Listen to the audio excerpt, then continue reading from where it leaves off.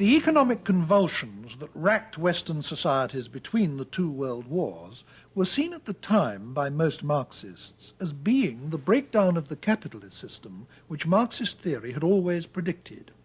However, whereas according to the theory this was supposed to lead to communism, in not one single such Western society did communist regimes emerge. What did emerge in several of them was fascism. Some Marxists were disillusioned by this, to the point of abandoning Marxism. Others refused to question Marxist theory regardless of what actually happened. But there were many in between, people who remained or wanted to remain Marxists, but who felt that Marxism would have to be seriously re-examined if it was to continue to remain credible. One such group of people came together in Frankfurt in the late 1920s and have come to be known since as the Frankfurt School. Actually, they didn't stay in Frankfurt long, but the name has stuck. They left Germany in the early 1930s, in the period just before and after the Nazis came to power, and by the mid-30s the key figures had all settled in the United States. These, to mention three, were Adorno, a man who seemed equally at home in philosophy, sociology and music; Horkheimer, a philosopher come sociologist, less brilliant than Adorno but perhaps more solid; and the one who has turned out in the end to be the most famous and influential of them all, the political theorist Herbert Marcuse.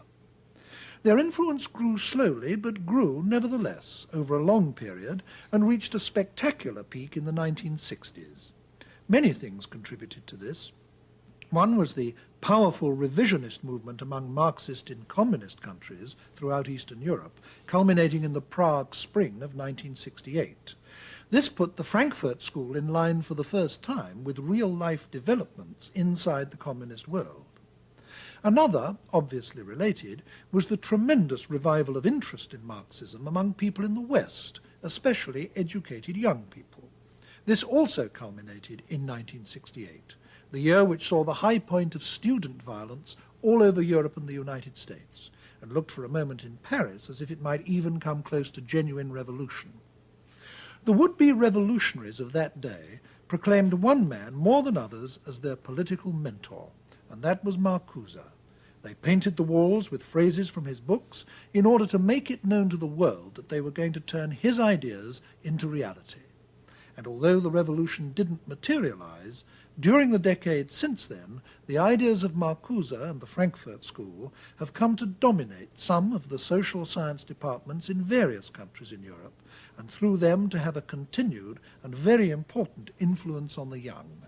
Professor Marcuse, why should it have been to your writings that the revolutionary student movements of the 1960s and early 70s turned?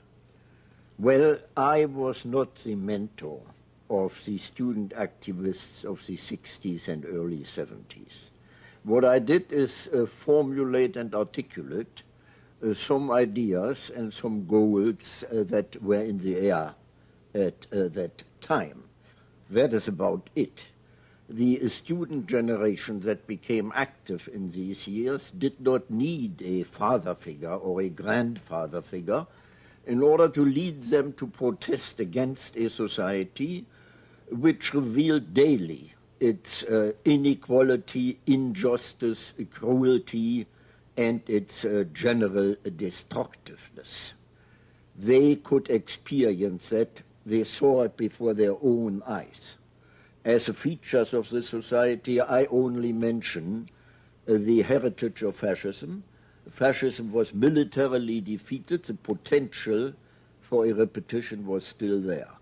I would like to mention racism, sexism, the general insecurity, the pollution of the environment, the degradation of education, the degradation of work, and so on and so on. In other words, what exploded in the 60s and early 70s was a blatant contrast between the tremendous available social wealth and its miserable, destructive, and wasteful use.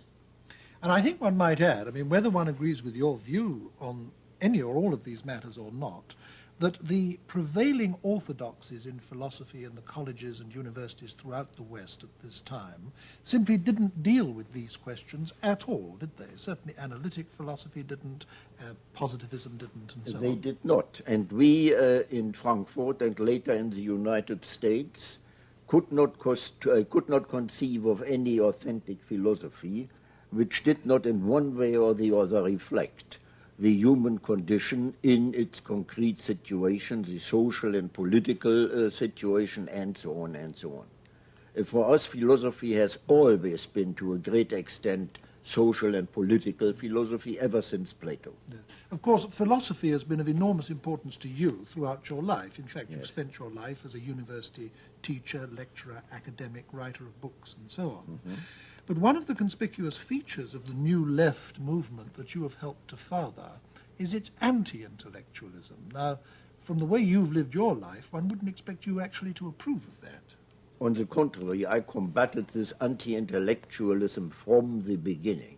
The reason for this anti-intellectualism are, in my view, the isolation of the student movement from the working class and the apparent impossibility of any spectacular political action.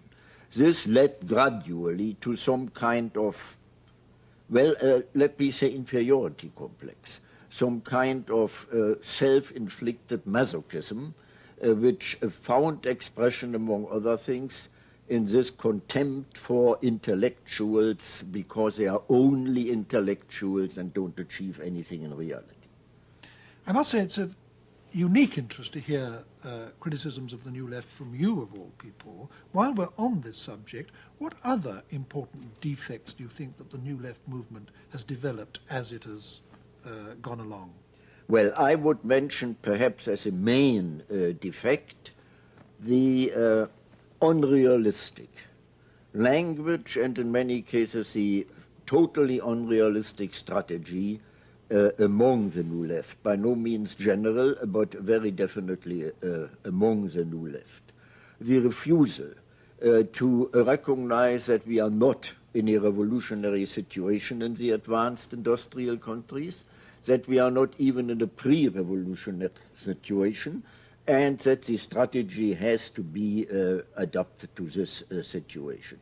Secondly, among the New Left, again, that does by no means refer to all of the groups, among the New Left, the refusal to re-examine and to develop Marxian categories, to make a fetish out of Marxist theory, to treat the Marxian concepts as reified, objectified categories in order instead of becoming conscious finally of the fact that these are historical and dialectical concepts which cannot simply be transmitted, which have to be re-examined in accordance with the changes in the society itself.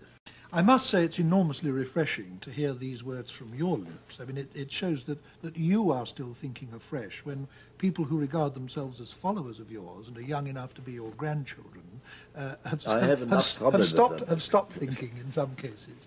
But now you've brought us to what was really the guts of the Frankfurt School itself as it started, when you started talking about the re-examination of Marxist concepts.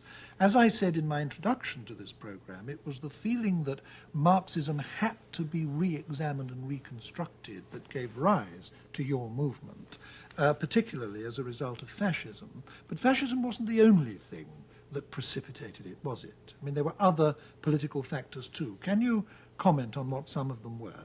You mean some of the factors which demanded a revaluation of Marxian categories? Yes. To me, one of the most important ones concerns the concept of socialism itself. In the development of Marxian theory, not in Marx himself, but in the development of his theory, socialism has become, the concept has almost entirely been focused on a more rational, larger development of the productive forces. on an ever higher productivity of labor, on a more rational distribution of the project, instead of stressing that a socialist society, as Marx envisaged it, at least the younger Marx envisaged it, was a society qualitatively different from all preceding societies. Now, in what way qualitatively different? The main point, I would say, is for Marx, a genuine socialist society was a society in which the quality of life was decidedly different from the existing societies. Meaning, in a genuine socialist society, labor, full-time alienated labor, would no longer be the measure of wealth and value. In an authentic socialist society, men and women could live their life without fear, without being compelled to spend their entirely adult existence in alienated performances. This image has been obscured, and the result was some kind of frightening continuity between the developed and advanced capitalist societies and the image of a socialist society. Yes, socialism began to become like its enemy, so to speak. Exactly. I know from your writings that you had other very central criticisms of Marxist theory. Two that I would like to mention, partly because they're probably connected in your mind, is that you regarded Marxism as anti-libertarian, or at least insufficiently libertarian, as the Marxist tradition developed, and you also thought that it didn't take sufficient account of the individual. Now, it would be very interesting to hear you comment on those 2 points. Marx did not concern himself very much with the individual, and he didn't have to, because at his time, the very existence of the proletariat made this class a potentially revolutionary class. Now, things have changed considerably since. You know, the question is to what extent can the present working class in the advanced industrial countries still be called a proletariat? The Western European countries have abandoned this concept altogether. Now, what has taken place is a large-scale integration of perhaps the majority of the population into the existing capitalist system. The organized working class, at least, no longer has nothing to lose but its chains, but a lot more. And this, in turn, took place not only on a material but also on a psychological basis. The consciousness of the dependent population changed. It was one of the most striking phenomena to see to what extent the ruling power structure could manipulate, manage, and control not only the consciousness, but also the subconscious and unconscious of the individuals. Therefore, my friends at the Frankfurt School considered psychology one of the main branches of knowledge that had to be integrated with Marxian theory. By no means replacing Marxian theory, but taking it into Marxian theory. You yourself have done a lot in your writings to try to marry Freudianism and Marxism, and I think that some people would say that this simply can't be done because the two patterns of explanation are incompatible with each other. I mean, to put it extremely briefly, Marxist theory locates the ultimate level of explanation of human affairs in technique. The theory, put very simply, is that the level of development of the means of production in a society at any given time determine the formation of classes in that society, and that in turn determines the relationships of individuals to each other, and on that basis grow up what Marxists call the superstructure of ideologies, religions, philosophy, art, and so on. Now, according to Freud, something entirely different is the ultimate explanation of human behavior. The ultimate explanation, according to him, lies in the repressed contents of the unconscious, our unconscious wishes, fantasies, fears, feelings, and so on, which are repressed as a result of distortions in our earliest relationships, above all with our parents. And he explains not only social behavior, but also ideologies, art, religion, and so on, in terms of the externalization of the repressed contents of the psyche. Now, these are two entirely different kinds of explanation of the same set of phenomena. How can you possibly marry the two into a single theory? I think they can easily be married, and it may well be a very happy marriage. I think there are two extremely different interpretations of two different levels of the same whole, the same totality. The primary drives, the unconscious primary drives, which Freud stipulated, namely erotic energy and destructive energy, eros and thanatos, develop within a specific given social framework, which in one way or the other regulates the manifestation of these primary drives. Now, the social impact goes even further than that. According to Freud, the more intense the repression in a society, the more what happened is a mobilization of surplus aggressiveness against this repression. Now, since, again according to Freud, repression is bound to increase with the progress of civilization, at the same time and parallel to it, aggressive energy, surplus aggressiveness, is going to be mobilized and is going to be released.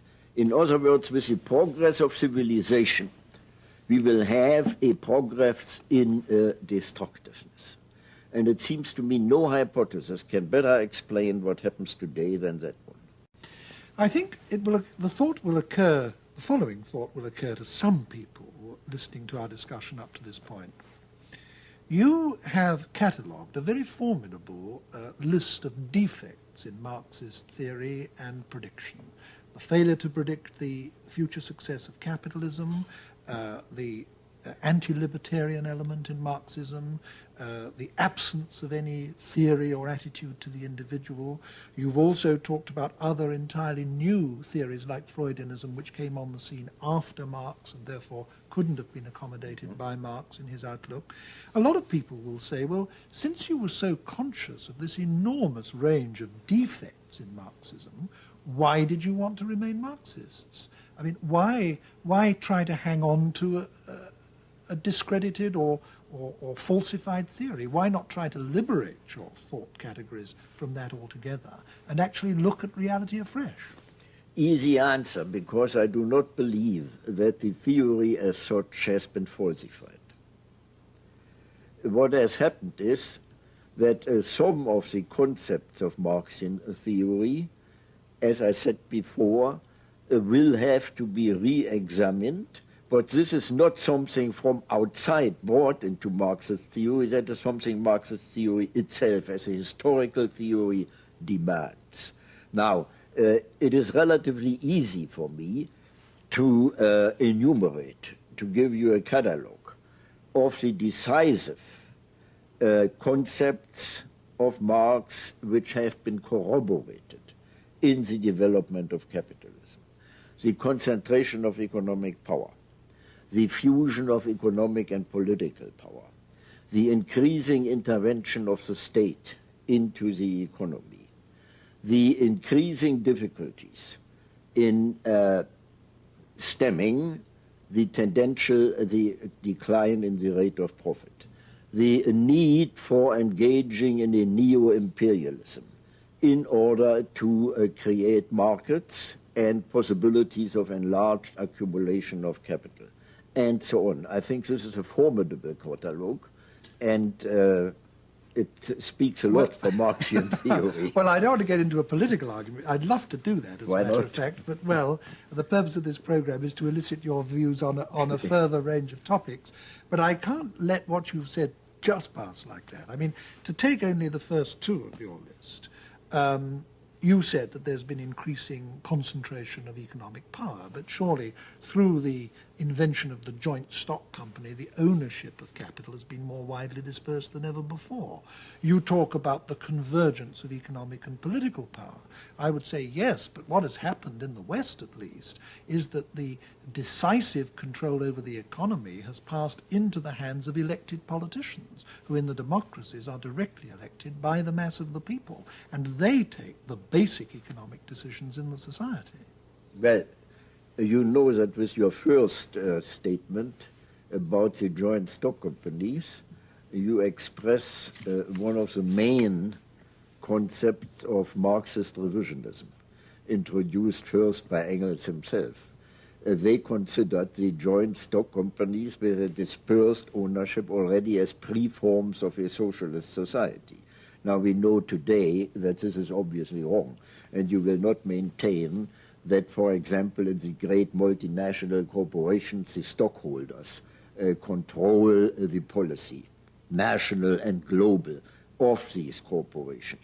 It is not the ownership alone that matters, but the control of the productive forces, which is decisive. As far as the state is concerned and the role of the politicians, do you believe that the politicians make their decisions entirely by themselves as free individuals, or isn't there some kind of link between the policy makers and the great economic powers in the society? Well, the politicians certainly aren't dominated by the great economic powers. But anyway, I think I will have to let that pass reluctantly and get back to the Frankfurt School. We've talked in general terms about the Frankfurt School. Mm-hmm. I mentioned two or three of the individuals in my opening remarks, but I think it would be especially interesting to hear just a word from you about who the main individuals were and what they were like, because after all, they were your close friends and associates. Well, Horkheimer was the director of the institute. He was not only a thoroughly trained and knowledgeable philosopher and sociologist, but also in a strange sense, a financial wizard who could take care very well of the material basis, as it were, of the institute, not only in Germany, but also afterwards in the United States. A brilliant man, and nothing that was written in the periodical of the institute and afterwards was written without previous discussion with him and with the other collaborators at the institute. Adorno, a genius. I have to call him a genius, because I have never seen anyone who was, as you already mentioned, so equally well at home in philosophy, sociology, psychology, music, whatever it may be. It was absolutely amazing. He, when he talked, it could be printed without any change. It was perfectly ready for print. Then are those who are unjustly neglected or forgotten. Leo Lowenthal, the literary critic of the Institute, Franz Neumann, a brilliant legal philosopher, Otto Kirchheimer, equally well familiar in legal philosophy, Frederick Pollock, and especially Hendrik Grossmann, the most orthodox of all Marxist economists I have ever met. He predicted the collapse of capitalism for a very specific year he gave. In the meantime, it turned out it wasn't quite correct. Like the medieval churchmen predicting the end of the exactly, world. Yes. Exactly. Yeah. And Pollock, who after all wrote, I think, the first article, in which he tried to argue that there are no compelling internal reasons why capitalism should collapse.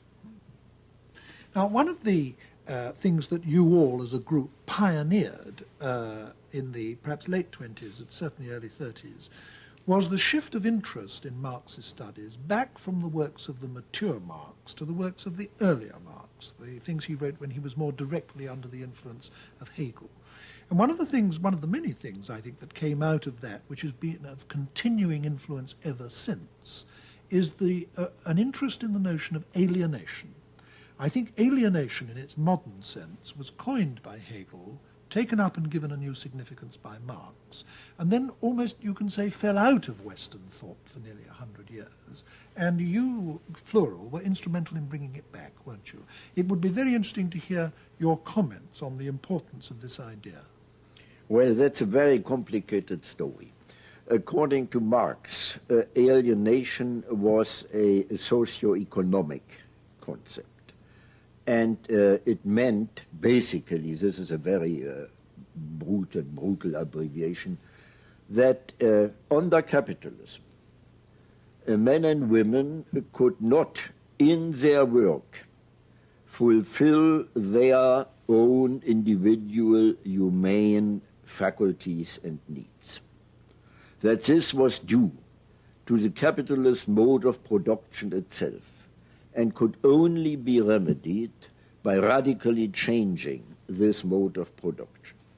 Now today, the concept of alienation has been expanded and extended to such an extent that this original content is almost entirely lost.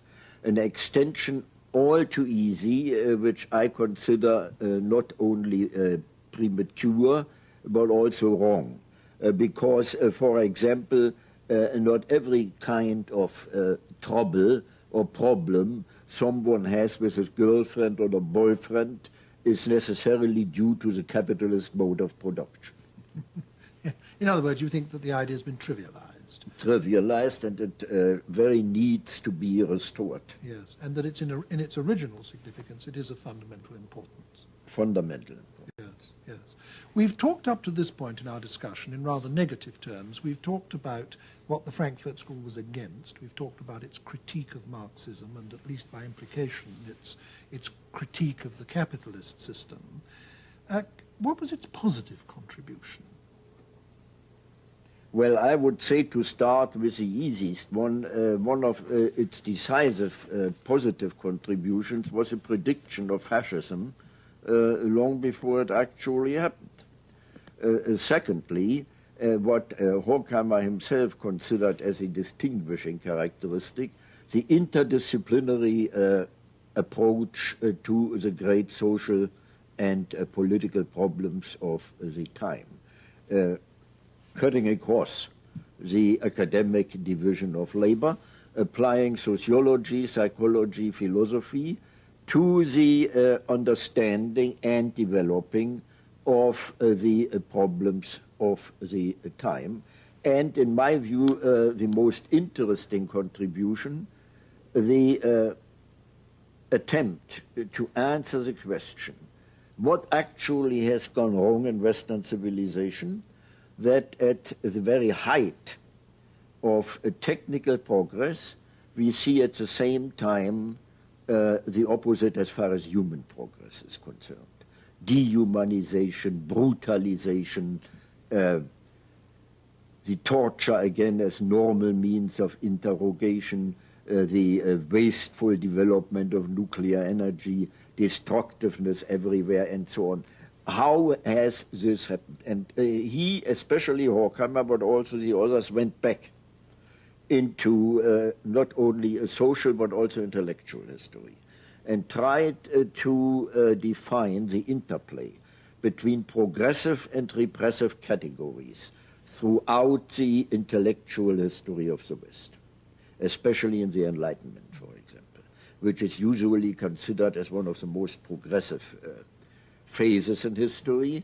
And the Frankfurt School pointed out to what extent this apparently perfectly clear progressiveness, this liberating tendency, was at the same time tied up with regressive and repressive tendencies. This picture that you paint of a group of Marxists almost obsessed with the question, what has gone wrong, suggests to me a politics of disillusionment. I mean, there seems to be an aura about it of disappointed hopes, disappointment with a Marxist theory, disappointment perhaps even with the working class itself for failing to be an effective instrument of revolution. Was there something disappointed or disillusioned or pessimistic at the center of your approach in those days? Well, if a disappointment means, as you formulated, disappointment with the working class, I would decidedly reject it. None of us has a right to blame the working class for what it is doing or what it is not doing. So this kind of disappointment, certainly not. There was indeed another disappointment, and that seems to me a very objective attitude. I mentioned it before, namely that the incredible social wealth that had been assembled in Western civilization, and mainly as the achievement of capitalism, was increasingly used for destroying rather than constructing a more decent and humane society. If you call that disappointment, yes, but I think it's a very justified and objective disappointment. And you saw your central task as being an investigation of the reasons as to why that was exactly. so. How had it come about? So the essential enterprise of the Frankfurt School was a critical one. Definitely. Yes. Therefore, the term critical theory today, yes, for the writings of the Frankfurt, yes, School.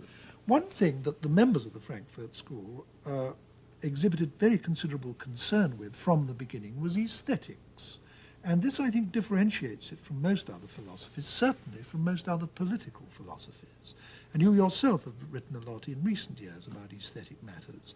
Why did you and your colleagues always regard aesthetics as so important? Well, I believe, and it was Adorno who is to whom I'm closest in this respect, I believe that in art, literature, and music, insights and truth are expressed which cannot be communicated in ordinary language, let's say in prose for brevity's sake, and that with these truths, images, the image of an entirely new dimension is opened, which is either repressed or tabooed in reality.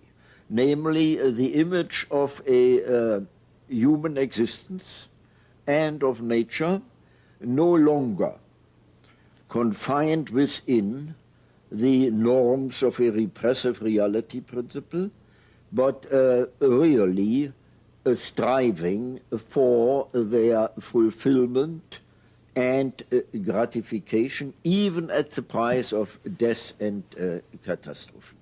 I try to illustrate it by saying that let me use a terrible word, the message of art and literature is that actually the world should be experienced so as the lovers of all times experienced it, as King Lear experienced it, as Antony and Cleopatra experienced it.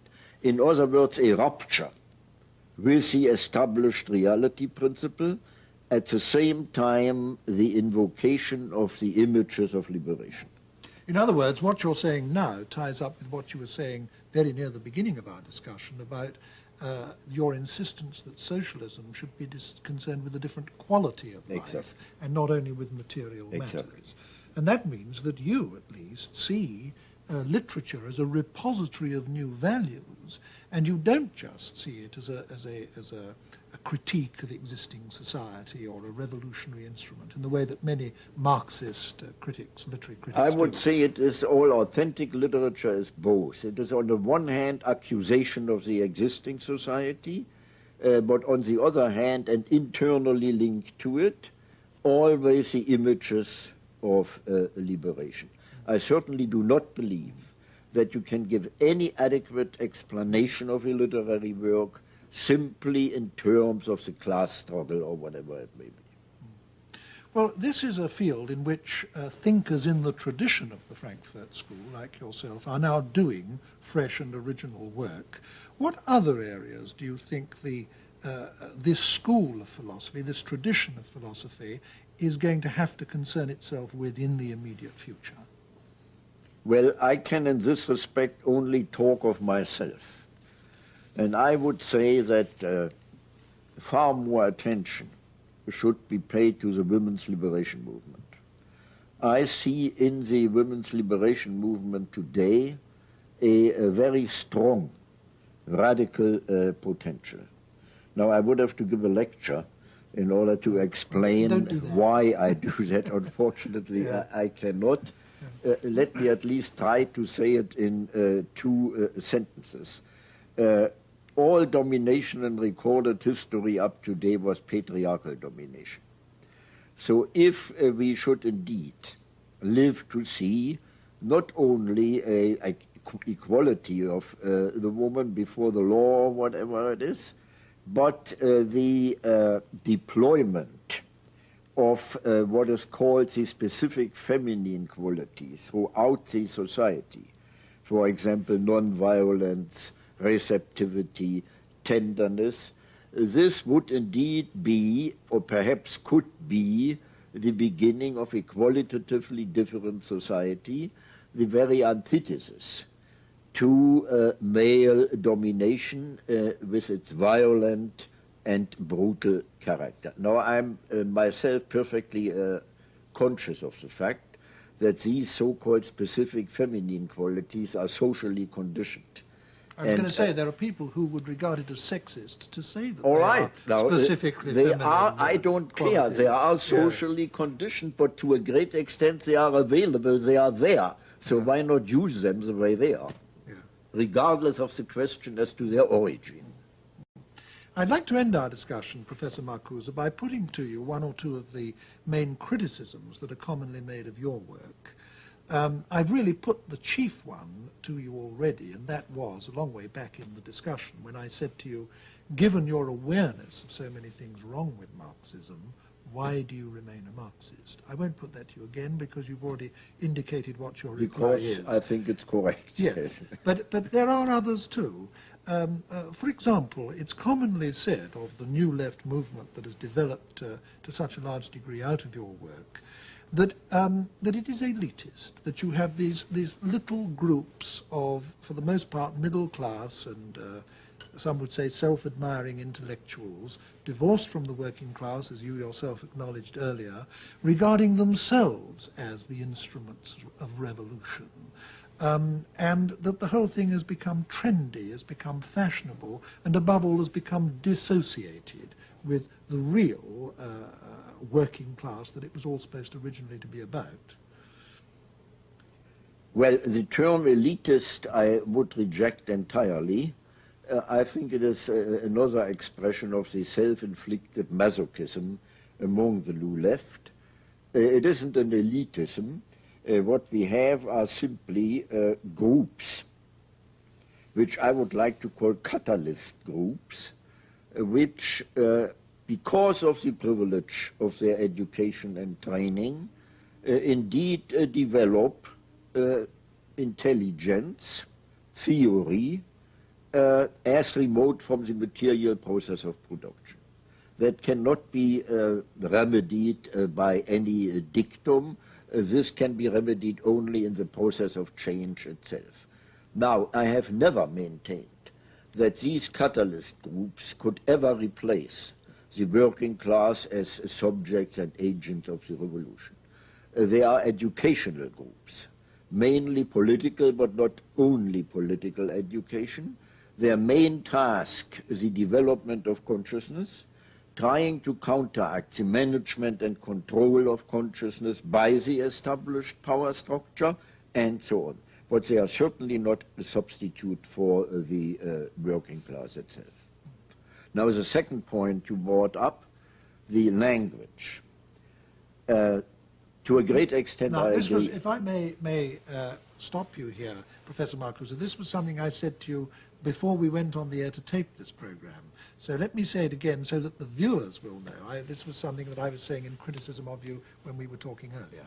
What I said then, and I'll repeat it now, is that I think something that may sound like a trivial criticism, but is not trivial, is that so many of the writings of the Frankfurt School are in fact very, very difficult to read. Worse than that, they're turgid, sometimes unintelligible. I exempt, and I do it sincerely, yours from this. Your writings they're are bad enough.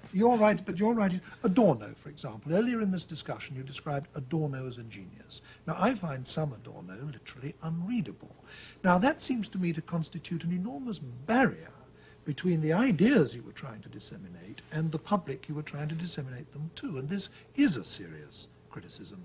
And if anything, it's made greater by the fact that other alternative philosophies are often expounded by writers who are very good writers. For example, in the analytic tradition, there is almost a tradition of wit and verve. I mean, Bertrand Russell won the Nobel Prize for Literature. So, incidentally, did Jean-Paul Sartre, probably the leading exponent of existentialism. So when one reads existentialism or analytic philosophy... You concealed Heidegger. Well, I deliberately didn't mention Heidegger because he doesn't fit my thesis. Exactly. But nevertheless, I think it is fair to say that the writings of the Frankfurt School as a whole are extraordinarily turgid. Now, why was that? Why is it? Well, to a great extent, to some extent, I agree with you. And I confess that there are many things in Adorno I don't understand. I want at least to say one word about his justification. It was that ordinary language, ordinary prose, even a little sophisticated one, has been so much permeated by the establishment, by the express so much the controls and the manipulation of the individual by the power structure, that already in the language you use, you have to indicate the rupture with conformity. Therefore, the attempt to convey this rupture already in the syntax, in the grammar, in the vocabulary, whatever it may be. Now, whether or not that is acceptable, I don't know. The only thing I would say, there's an equally great danger in premature popularization of the terribly complex problems we face today. We've reached the end of our discussion now, Professor Marcuse, but to close, I would like to put a personal question to you, and I do it because you've had an experience in life which must have happened to remarkably few human beings in history. You spent almost a whole lifetime as an academic, known to a comparatively small circle, your pupils, the readership of the rather specialized readership of your books and articles. And then suddenly, when you were literally nearly 70, you became, almost overnight, one is tempted to say, a world figure. Now, this is an astonishing thing to happen to anyone. What was it like to have it happen to you? Well, on the one hand, I enjoyed it tremendously. On the other hand, I found it somehow not deserved. And I may end, if this is the end, on a rather impertinent note. No, it isn't so impertinent. I always said, when I was asked how is that possible, I said, I appear only as such a figure because the others are still more stupid than I am. But no one could ever have expected it, and I suppose you never expected it, did you? No, I certainly didn't. Well, thank you very much, Professor Marcuse.